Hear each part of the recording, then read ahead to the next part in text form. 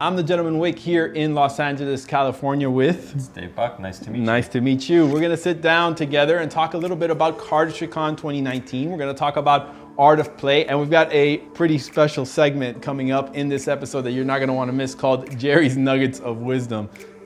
You'll see what I mean.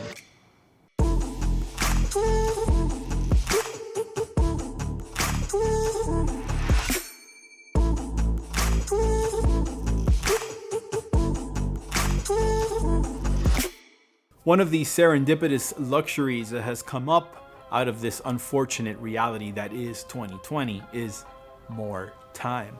Lots of self-isolation meant some more time to revisit older projects that not only required more attention than I could give them at the moment of their inception, but also needed a bit more context and thought. This episode is one such episode. In fact, I meant to bring this interview to you much earlier. Last year, way before the world pretty much fell apart, I traveled to the beautiful city of Los Angeles, California, and got a chance to meet with Dave Buck, the second of the famous Buck twins I've had the chance to sit down with. The first, of course, being brother Dan Buck, who so graciously welcomed me at the Art of Play store in early 2019. In fact, if you haven't checked out that episode, make sure to click the link above because it's a great compliment to what you're about to see here.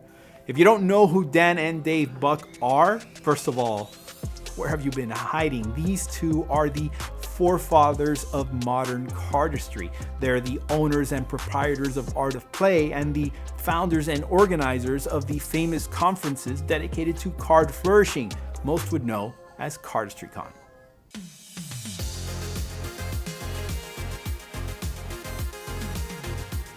I would say we've been involved in the world of playing cards as we know them, as far as collecting and cardistry goes, since the beginning. When we first got started doing card tricks and sleight of hand, there was no custom deck of cards you could seek out. There were just bicycles, tally-hos, and bees. And then David Blaine released his deck of split spades. And for that changed the game. That opened our eyes. And from then, I think the floodgates opened and everyone started customizing decks.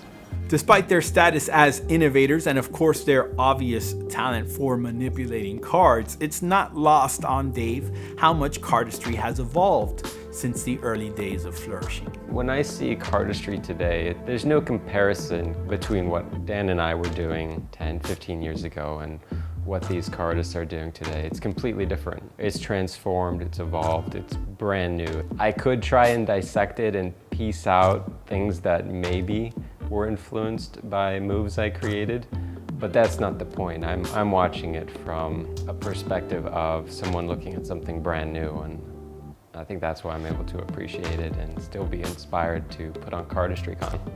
Every year at CardistryCon, when we showcase the videos, they're all brand new to me. I don't watch them ahead of time.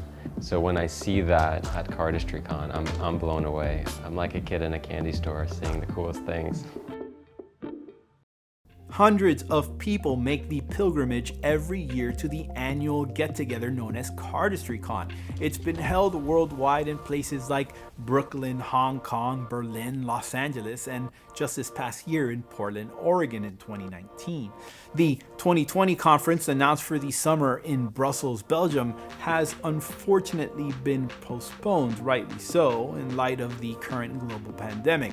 There's no doubt it will be back, seeing as how much it's grown since the humble beginnings. CardistryCon started as an idea at the tail end of our 2014 MagicCon conference. That was the last MagicCon we did. And we thought it would be really fun since throughout the convention we had noticed more and more cardists were coming and they weren't attending the lectures, they weren't hanging out with the magicians, they were just creating their little subgroups and jamming on cardistry moves. So we decided, okay, this year let's organize a little like half-day CardistryCon. It'll take place after MagicCon. We'll order a bunch of pizza. We'll bring in a TV and screen some videos, and we'll have some talks and demonstrations. And that was the birth of CardistryCon. It was such a success, and the video we made of that evening did so well that we decided to continue doing it.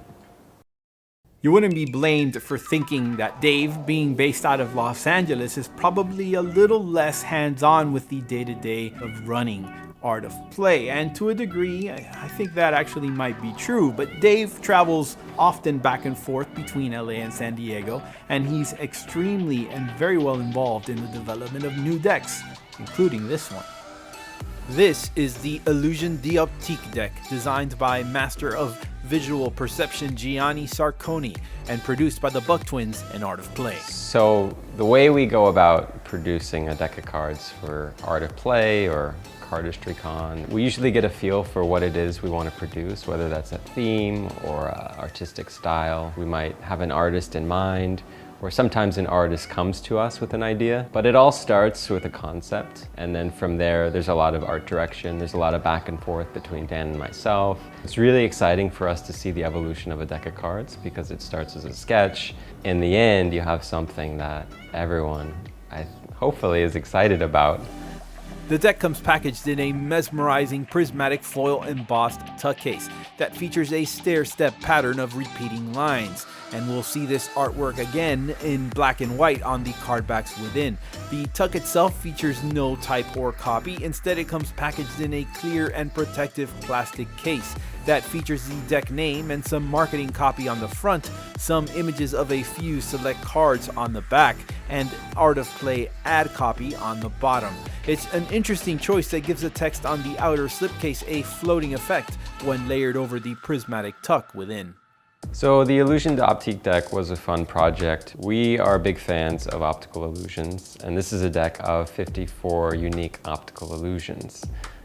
Gianni Sarconi, the designer of each of these illusions, he's a very eccentric creator. But the concept for the deck was actually proposed by someone we work with, Adam Rubin, and he had a relationship with Gianni. So we don't have a background in designing optical illusions, so we left it up to him. We had some input on a few of the designs, but other than that, we left it to him. We did come up with the packaging, which I think is pretty neat. As Dave mentions, this is a completely custom deck of 54 optical illusions. There are some uniquely innovative illustrations and some others that are no doubt familiar to anyone who's ever been to a museum of science or been clickbaited into going down a rabbit hole of optical illusions on the web. There's even some repetition within the deck itself, which makes sense. 54 cards is quite a few. There is a standard Art of Play ad card included as well, and another dedicated to the artist. The jokers are two identical cross-hatch patterns of black diagonal lines over yellow that appear to have a robotic face of some kind. The deck, printed by the twins' preferred manufacturer, handles nicely as demonstrated by Dave himself. Our very first deck for Art of Play was printed by Bill Kalush, the Expert Playing Card Company. And then since, they've all been printed by the US Playing Card Company. It's just a stock we prefer. We find that most magicians and cardists prefer a softer stock, and the US Playing Card Company does that really well. Before our time in LA with Dave Buck had concluded, TGW correspondent Gerardo Jerry Fernandez got a chance to steal some time with Dave Buck to get his unique perspective on cardistry. So we're proud to premiere a new segment on the TGW channel. This is Jerry's Nuggets of Wisdom. Y'all, what's up? So, I'm Jerry. I'm here with one of the one of the Buck twins. which twin are you? Dave. I knew that. I knew I was the one who I knew it was Dave. All right. let me get professional right now. So, what's like your favorite deck ever? The plaids. Like my shirt plaids? Like these, it's like different pattern.